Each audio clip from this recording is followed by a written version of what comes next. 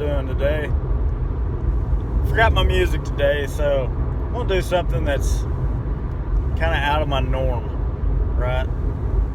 So I watch a lot of science stuff on YouTube, because science is an awesome show. I watch Simon Dan a lot.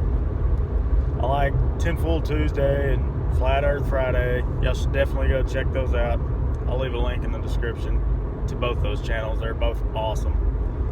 But I want to talk about something that's way out of my expertise here. I am not a scientist. I make dentures for a living, But the flat earth, right? Obviously not flat. Okay, a lot of the flat earth stuff I have watched, sometimes some of it makes sense, right? But if one thing about your flat earth model is wrong, then apparently the whole thing's going to be wrong, just from my thinking, right? Like, for instance, the sun. On the flat earth map, it shows the sun spinning around our sky, right? And as you watch the sun, it goes over your head, right? And disappears down below the horizon to appear again on the other side. If this was the case, if the flat earth map was the case, you would not see that. Okay? It shows it like a spotlight on the earth, right? Which is why one side of the earth is dark and why the other side is light, right? If this was the case in the real world, if it was a spotlight, you would see the sun change shape during the day. If you can only see half the spotlight, if you can only see half of a spotlight, you're only going to see part of that light, right? Okay, if it was a ball shining light on a certain spot,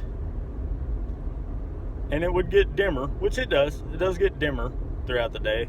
I think that's part of the atmosphere. But if this is what was actually happening, the sun would get smaller throughout the day. And in the morning time, it actually appears to be bigger. I may or may not be right on that part, but it does appear bigger because there's less of a glare, so you can see more of the sun. You would not see it disappearing behind a horizon because I don't know how high up the flat earth map says it is, but according to science, it's 93 million miles away, whatever. But I don't know, how high up is it supposed to be on the flat earth map? You know what I'm saying? That part of the flat earth map makes absolutely no sense. And as Simon Dan points out, it's flight times totally debunks your flat earth map. Totally debunks it. Because in the southern hemisphere, it would be many times further than everything in the northern atmosphere. Right?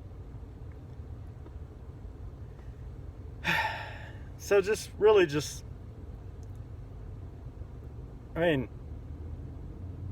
just think the government is lying to you constantly. Just think about it. Watch the sun go over your head and disappear back behind the horizon. That is like the biggest